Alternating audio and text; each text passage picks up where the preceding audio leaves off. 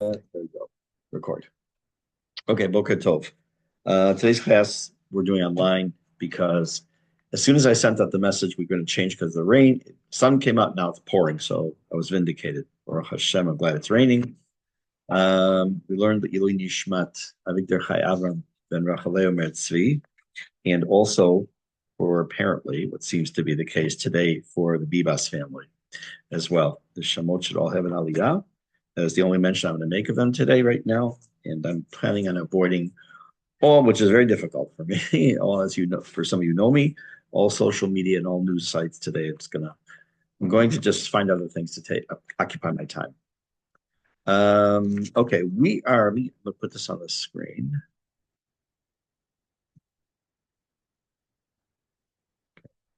We're going to get into the next Mishnah, which has two parts. And we're only going to deal with the first part today. And Bezrat Hashem, right after Purim, we'll deal with the second one. I'm leaving with my wife, Bezrat Hashem. Just a second, we do something here. I'll put this on pause. There. Okay, let me go back to share. So we're going to do the first part today. I will mention a couple things about the second half of the Mishnah, and some of your printings may have it split into two Mishnah. I don't know.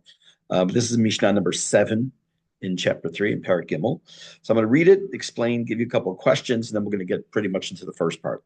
Rabbi Elazar ish bar tota omer, ten lo mishalo, give to Hashem from that which is his, shata v'shelcha shalo, because you and yours are his. Sounds a little convoluted.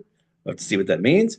David omer, and so too, David says in Divrei Hayamim, Ki mimecha hakol, because everything comes from you. Umiyadacha, and from your hand, natanu lach, we've given it to you. Okay, maybe it sounds a little bit more sensible. We'll see. Second half, Rabbi Shimon or Rabbi Yaakov. There are two different opinions as to who made the following statement. Hamhalech baderech v'shoneh. If a person's taking a walk, and on the road, and they're learning.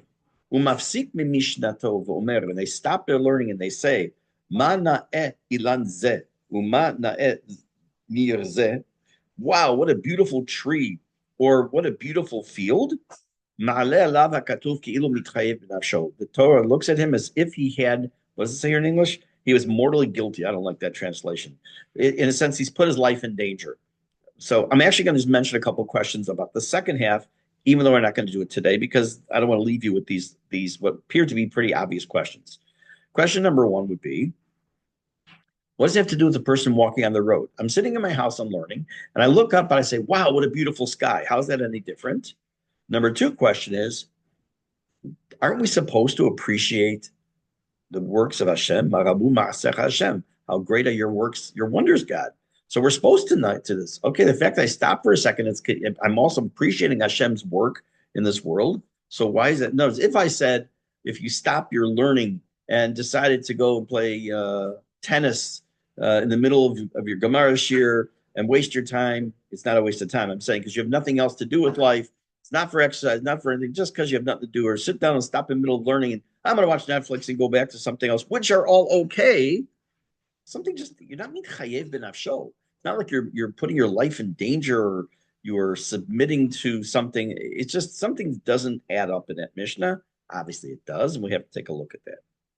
The first part of the Mishnah, which we're going to get into today, I mentioned in passing there was one other person like this, and he is this man, Rabbi Elazar bar Ish bar Tota, also has this distinction of being one of those people who was very, very well known in one area, and that had to do with tzedakah, giving charity, giving things. And he also was of that personality that he never kept anything.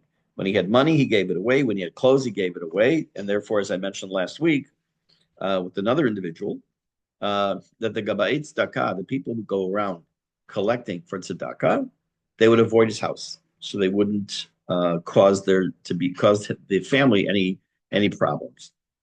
Okay. So what is this? This first half of the Mishnah sounds kind of ambiguous. Give him from yours, which is his. That's what it says.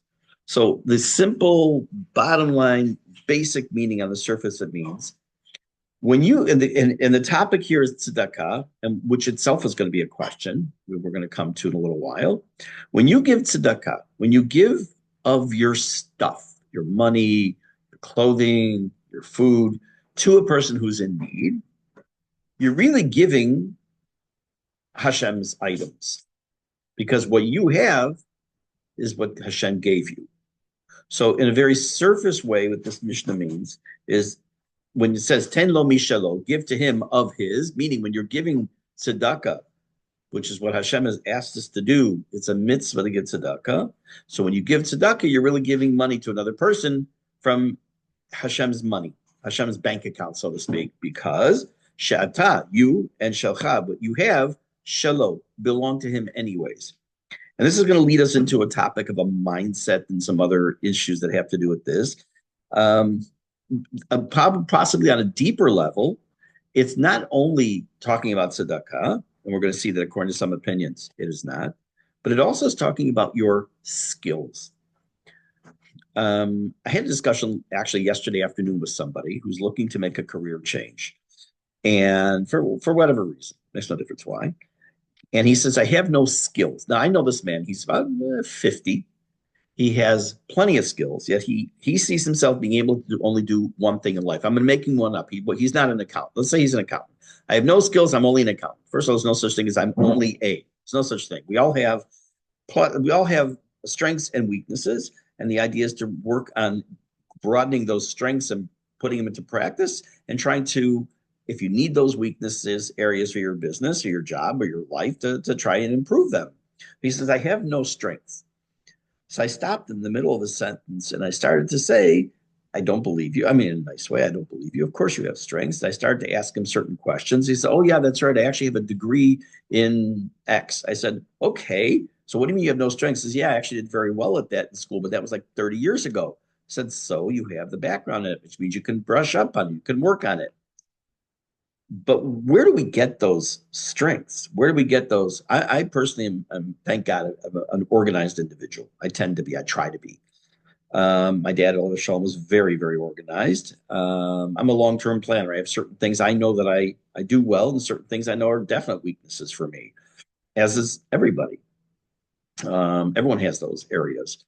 So I recognize that when I am doing something, or when you are doing something that you're using a skill, or you play a musical instrument, or you're good at communication, or you're good at convincing people things, or at teaching, or at running a business, whatever your skill is, whatever that area is that you're good at, you being a good parent, a good spouse, a good child, a good sibling, whatever, those are only because Hashem gave those to you in your neshama's DNA and into your physical body DNA.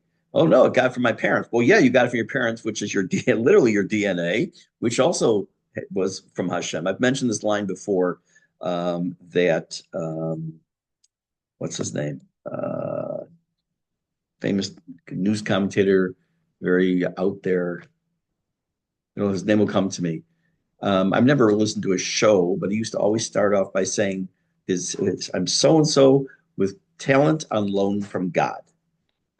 And I thought that was a fantastic, not a Jewish guy, fantastic line, because when we look at it, we have to understand that whatever we have, we are using that which God gave us. So at the same time, we can never say, like, let's say I'm a musician. I'm not. Let's just say I'm a musician and I play the violin, which is my goal. Bezrat Hashem. I play the violin. I play in concerts, and I'm actually very much in demand. Now I can be full of myself and say I am a fantastic player of the violin, but that's not true. It's only true. It's only partially true. I may be very good, but it's not me. I can't give myself that credit. It's the fact that Hashem gave me the ability to play the violin very well. Then at that moment, ten lo mishalo, you give to him of his, that what you're doing, you're giving to Hashem the todah, the thank you, the acknowledgement, because sha'ata, you, who you are, vishelcha, and what you have, i.e., not just your money, but your abilities, shelo, that come from Hashem, which should be very humbling to every single person who has anything that they're extremely good at. There's a pasuk of the Torah that says that we have to be very careful not to say, that my strength, my power brought about this greatness, all these good things. When if you've ever planted, if you have a garden that has fruit trees, or you've ever planted tomato seeds or flowers, and they start coming up, you start to eat the first of your fruit, or you start to take some of those flowers, put them in a vase on your table. You say, look what I was able to do. Look at this. This is incredible.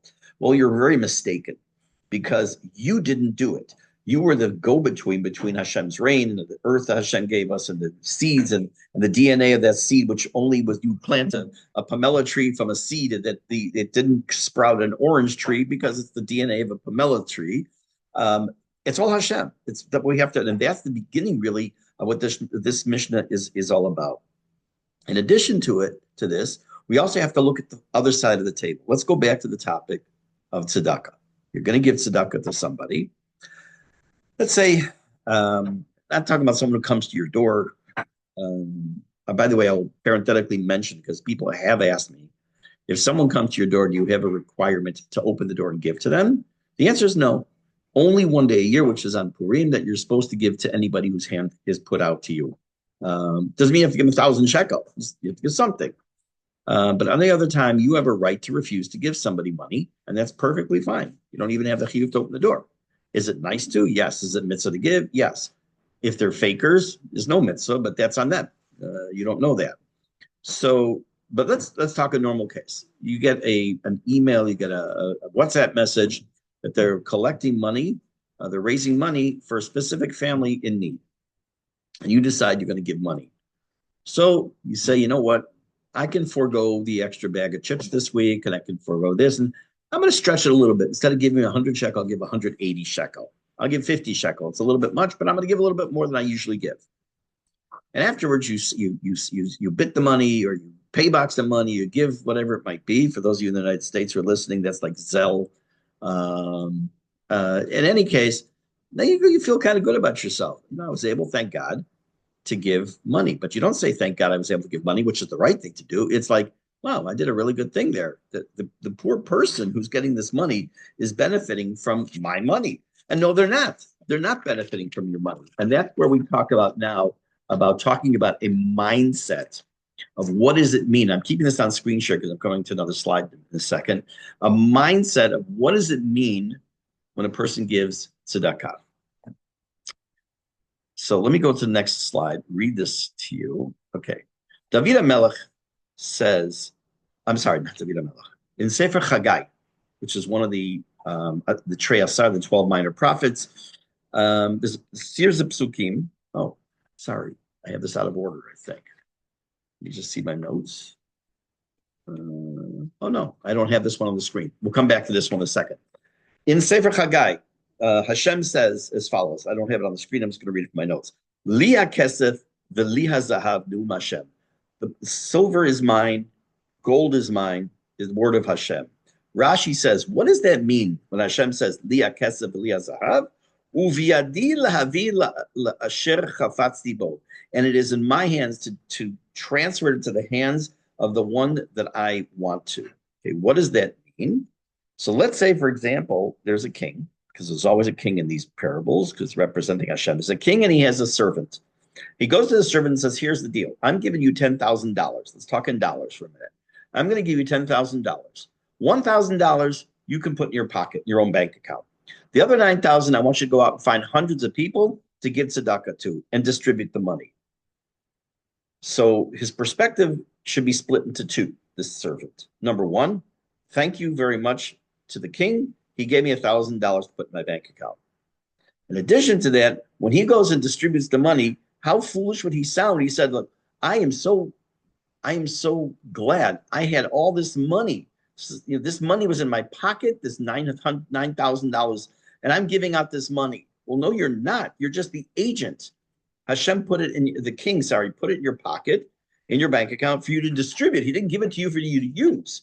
So if someone comes over to my house, and this happens, someone gives me, let's say, 500 shekels. Do me a favor, please distribute this as you see fit to people who are in need.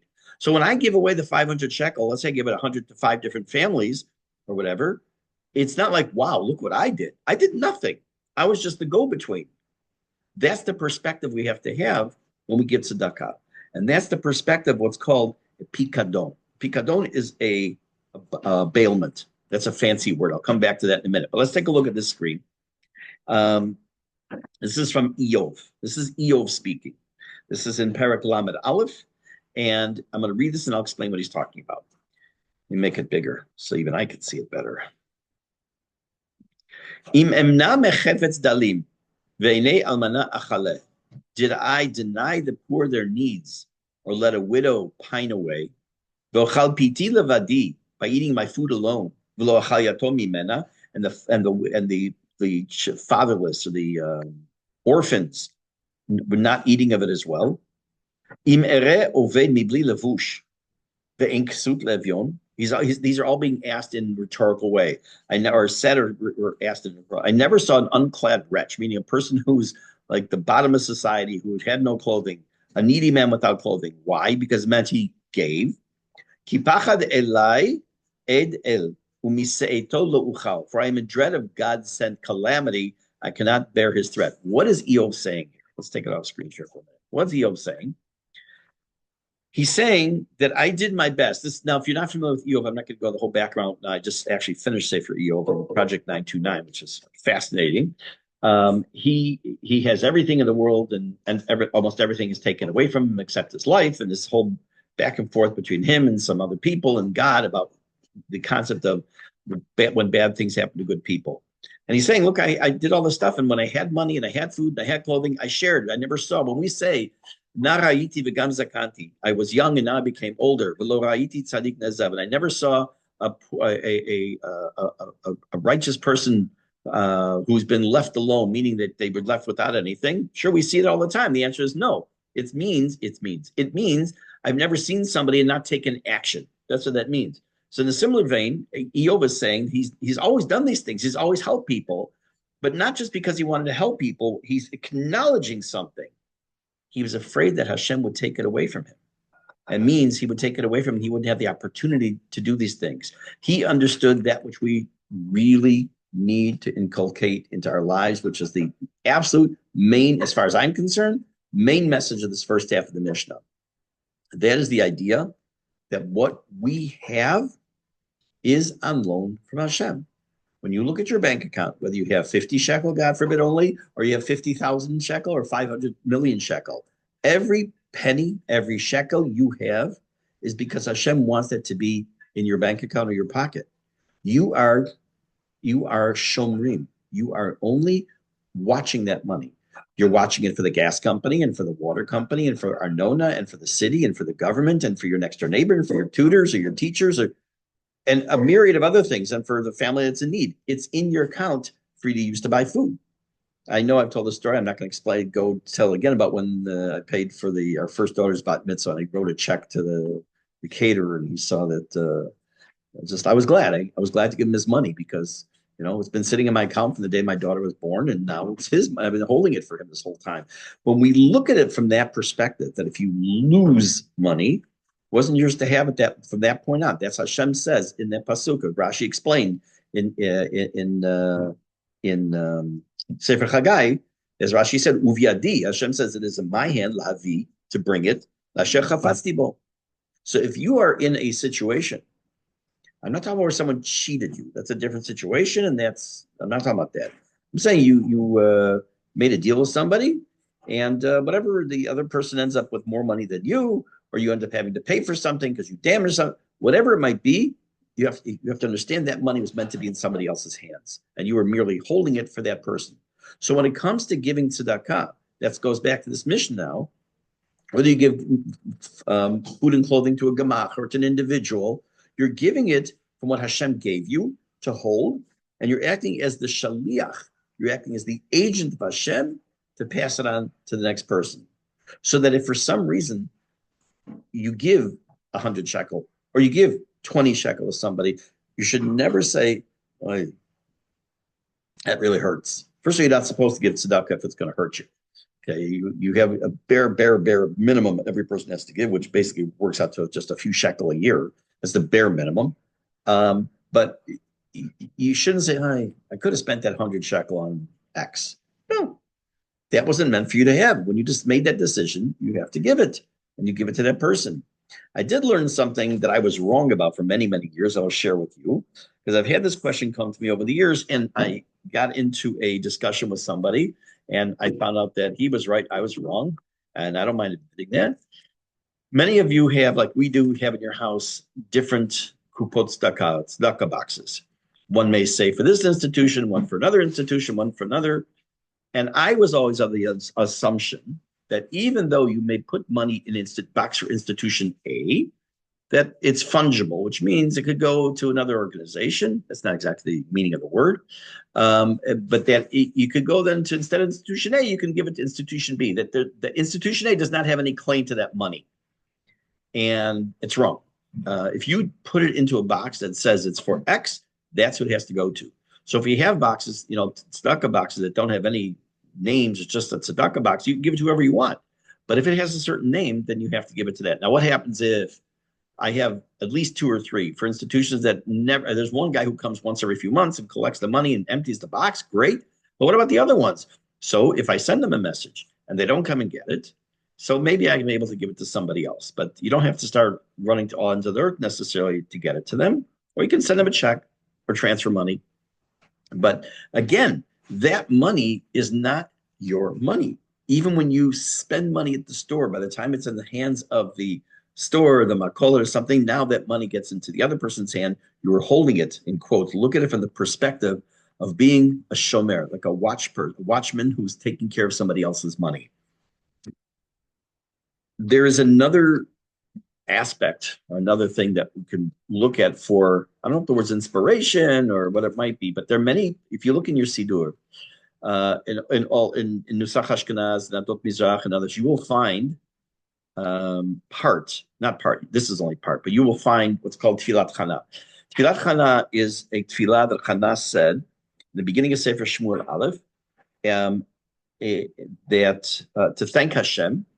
I know it's called Tfilat Chana. It's not really Tfilah. There's a whole interesting diyun about why it's called that, but where she acknowledges certain aspects of Hashem vis-a-vis human beings. I'm going to read it to you. I used to say it every morning. It's 11 psukim. I have actually, for whatever reason, have not been saying it for quite a while. But it really, when you read the words and you hear them, it really sends this whole idea home of what we're talking about. Adonai me'mitum chayeh morid she'ol vayal. Hashem deals death and gives life, meaning it's in Hashem's hand to decide who dies and who lives. He puts a person into she'ol, which is Gehenna or hell, and vayal, and he takes him out of there. Adonai morish u'ma'ashir mashpil af meromem. Hashem makes the poor man rich, and he casts down, he also lifts high. What does that mean? We all probably, maybe you don't, but at least I definitely do, know people who were on top of the pile. They had all the money in the world, fancy cars, the big houses, and everything, and lost it all. Yes, it may have been from poor business decisions. Yes, it may have been from other reasons, but tachlis, it boils down to that sentence, that second line, Hashem morishu mashir. Hashem makes people poor and Hashem makes people rich. Next line, mekim mefar dal, this sounds familiar because it also is a line that's used almost exactly when we say Hallel in Tilim. It says he raises the poor from the dust, lifts up the needy from the dunghill. Loshiv im nedivim, not just lifts them up, but puts them and sets them with the nobles. And he grants them a seat of honor. Because he has set the world, the pillars of the earth are Hashem's. He has set the world upon them. Hashem is the boss. When a person gets a promotion at work, when a person's in a bad situation and finally dusts himself off with help and gets a job and makes a living and doesn't have to rely on other people, yes, that person did his due diligence, but ultimately it is only because of Mekim Yafardal. Hashem is the one who picks up this person from the dust and this poor person and helps them. Raglei Chasidav Yishmo, he guards the steps of his faithful. But the wicked perish in darkness. This has to do with the idea of Hashem's involvement in when things are going well, when things aren't going well, how a person does good in their life, they don't do good, and how Hashem helps them down whatever path they've chosen.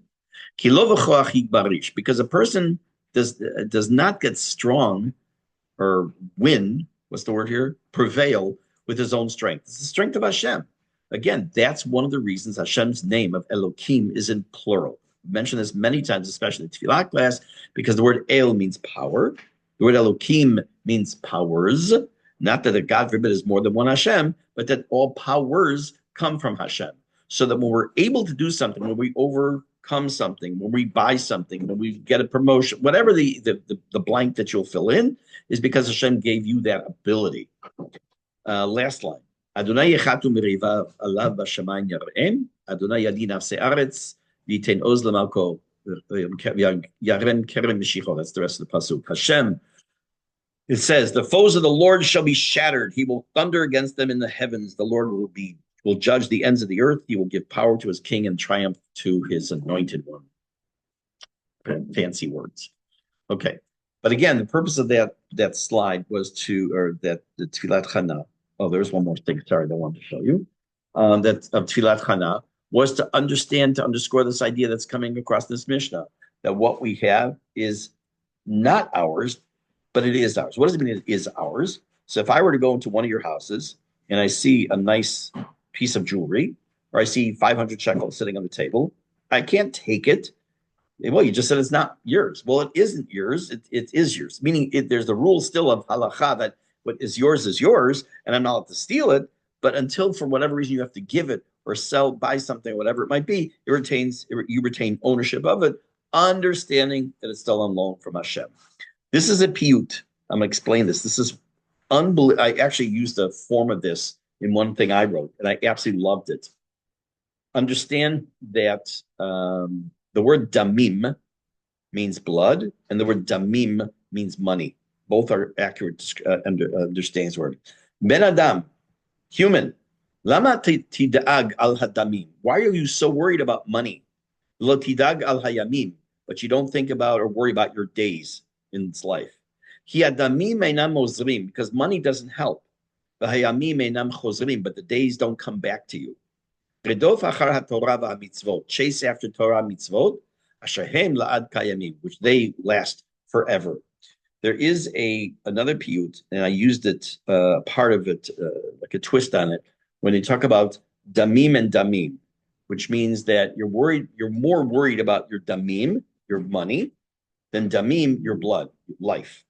So there's all these different things, but it's true. You have people who find that their money is more important than life, and that's why it says we have to love Hashem b'chol nafshecha b'chol me'odecha. You have to b'chol levavecha b'chol nafshecha b'chol me'odecha.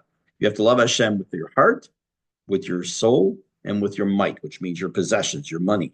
So the question is, we did this when we learned Shema in Tefillah class. Why, if you have to love Hashem with all your soul, your neshama, to the certain point where you have to give up your life for God in certain circumstances, of course you have to love Hashem with your wealth.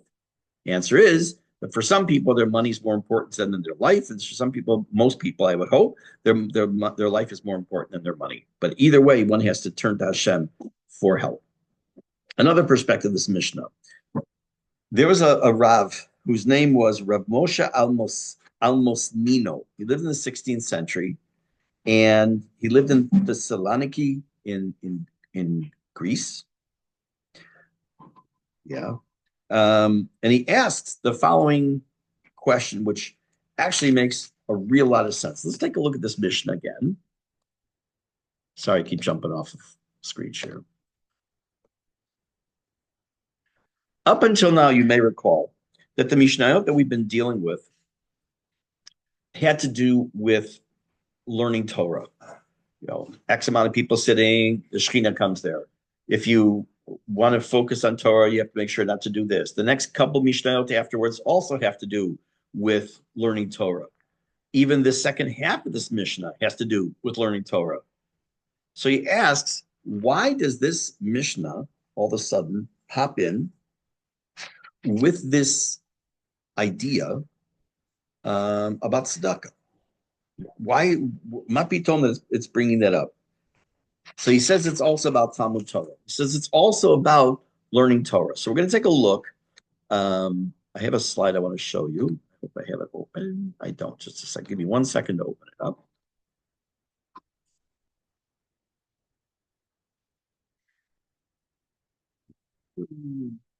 Here it is. Open it.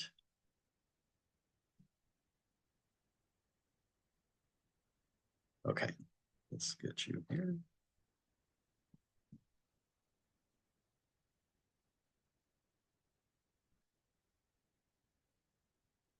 Okay.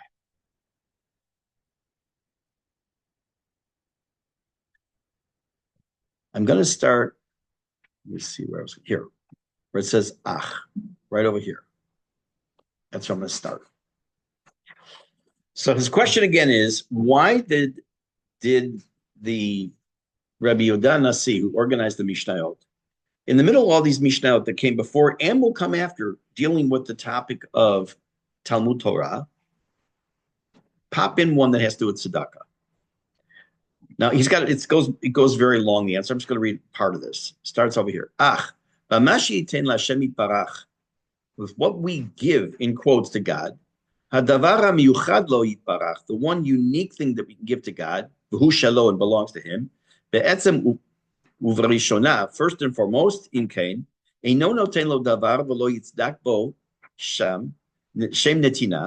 can't, there's nothing you can give God that will actually be able to say you are, quote, giving Hashem something. If I give you something and ask you to drop it off at someone's house, you are not the one who gave it from your pocket. You are just the mere, like I said, you are the middleman. So when I give, quote unquote, something to Hashem, there's nothing we can really give to Hashem. Because remember, the words of the Mishnah were, ten lo mishalo, give to him from him. And we explained it through tzedakah and everything. Where do I go here? Al Kain, therefore, lahashiv lazet amar. In order to answer this question of why is it talking about tzedakah in these mishnayot, the mishnayot having to do with Talmud Torah, שזה לא ייתכן לומר בשם יתברך, כי אפילו שייתן לו אדם הממון, או כל דבר שיראה לפנים שהוא של אדם. Because it doesn't make sense to say that anything you give to another person, הנה הדבר ההוא שהוא שלו, that it's his he's giving, שהרוויח הוא אותו, that he earned it, הנה הוא גם הוא שלו יתברך. It also belongs to God. מאחר שהכל שלו, because everything belongs to God, בין הדבר הרוחני, whether it's something spiritual, הנמצא אצלנו, ובין הדבר הגשמי, or something physical, meaning Hashem gives us both the spiritual and the physical. כי הלא נתנו לנו אם כן יותר טוב הוא שנתן לו הדבר היותר מיוחד לו. הנאמר סתם שלו, הוא הדבר הרוחני והשכלי, כעיון העסק בתורה כנזכר. He says, what is it, the one thing you can actually, quote, unquote, give to Hashem? And that is the use of your sechel, your intellect, your chokhmah, your ruchani aspect, your spiritual side, when it comes to learning Torah. This is what it means when it says, give to him from him. Because you and yours are his. He means to say, ten lo ha'iyun v'ha'esek b'torah. Give to Hashem your involvement and your investigation and your learning of Torah. Shehu shelo biyichud. It's uniquely God's. Because you are part of that uniqueness. Shekach shehu shebecha. That's in you. Shehu hasechel. The sechel that we have, the intellect that we have. Imashu lacha shehu hamamon v'chol davar gashmi. Just like everything you physically have belongs to Hashem, etc., etc., etc. So let me kick off here and explain it to my own words what he's saying. If I give, again, 100 shekel to someone who's in need, I'm technically giving away Hashem's money. Not technically, I am. It was in my pocket, and I'm only transferring it to him, and it was temporarily in my possession. But when I give something to Hashem, ten lo mishelcha, ten lo mishelo, because you're giving it from his. What's the one thing we could sort of give to God? And that's our brain. That's our intellect. And how do we do that? If we sit there and think about what the Baltimore Orioles, I don't know why that popped in my head now, how they did in 1973 in their season, that's not, it may using my brain and my chokhmah, but it's not using my sechel per se to serve Hashem. But when I learn Torah, when I learn by myself, or I learn with other people, or I teach, or you help someone learn something, you're really giving to Hashem the one unique thing that we have that is something that no one can take from you. No one can reach into your brain and take your intellect. No one, they can benefit from it. They can have some learn from you, but no one can take that. It's not something that you can take. And what can we do? We can give it. We can give it over in our speech. We can give it over in our writing, and however we want to give that information. But when I am learning, when I am teaching, when I am hearing Torah words, and my brain is put into gear, and that intellect that Hashem gave me, and that seichel, that chokhmah is being used for Torah, then I'm actually giving back to Hashem something that's a unique relationship that we have, my seichel and my intellect. So therefore, this Rav said, is that's why this Mishnah appears in this particular section. He says it's not only about tzedakah, and he may say it's not about tzedakah at all. He claims it's actually only about Talmud Torah, and that's why it belongs here. Okay, so what I want to do, I'm going to put that Mishnah back on the screen. I'm only going to go through it for a second, and we're going to stop. But I just want to review a couple things with that. Oops. Okay, the second half. I'm going to leave you off with a couple of the questions I started with for those who came in afterwards. And we're going to leave it for 3 weeks from now, Bezrat Hashem. Rabbi Shimon, and one of the things we have to learn and find out about is, this is, I think, the first time we come across that we have come across this in Pirke Avot, where it appears to be that there's a difference of opinion as to who said a particular statement. Rabbi Shimon or Rabbi Yaakov Omer, who were they? By the way, I'll just tell you, one opinion, Shimon here means Shimon Bar Yochai, the Rashbi, or Rabbi Yaakov, we'll see who he was. HaMahalech baderech, if a person's going on the way, Vishonen, he's learning. Umafsik b'mishnato, and he stops his learning, V'omer, and says, Mana'eh ilan zeh, how beautiful is this tree? Umana'eh nir zeh, how beautiful is this field? This really means a plowed field. It's called a sded nir in the Mishnah and various Mishnayot. The Torah looks at him as asked if he had endangered his life. That's not really the exact translation, but that's how I'm going to translate. I forgot how he says it here. He says, as if he was mortally guilty. I don't like that translation at all. In any case, so we mentioned a couple of questions. One was, why tell me when I'm walking on the way? Why not just tell me I'm sitting in the house and that happens, or I'm sitting outside in the park? Why say he mahalech baderech? Secondly, it doesn't make any sense to say, because we interrupt our learning all the time. And doesn't mean every single time you stop your learning, you want to say something that seems to be also in praise of Hashem, that you're mitchayev and afsho. How can that be? So I'm going to leave those questions hanging for right now. We'll stop here. Let me just take a quick look at the calendar. Tell you. March. So Purim is then the following week, which would put us to Thursday, Bezrat Hashem, March the 20th, which is also the 20th of Adar. We will get together next. So it's going to be, it's actually 4 weeks. Wow. Okay. My apologies. It's going to be a little while. But Bezrat Hashem will get back together then. In the meantime, I wish you all a wonderful day. We should have B'sarot Tovot. I know it's kind of hard to say today, but we still need B'sarot Tovot. And Bezrat Hashem, we shall have a Shabbat Shalom as well. This Shabbat is the last, quote, normal Shabbat for 3 weeks, because next week is Shabbat Shkalim, and it's also unique that it has 3 Sifrei Torah. It's Rosh Chodesh, it's Parshat Shkalim, which is the harbinger of the beginning of the season coming to Pesach, and it's also Shabbat. So 3 Sifrei Torah. The following week is Parshat Zachor, which is extremely appropriate considering what's going on right now in our lives, the concept of the destruction of Amalek, and you can also start to understand why it's men, women, and children. And then we'll get together after that. All right. Have a wonderful day, everybody. Be well. Thank you so much, Rabbi. Sure. Bye-bye. Thank you. You're welcome.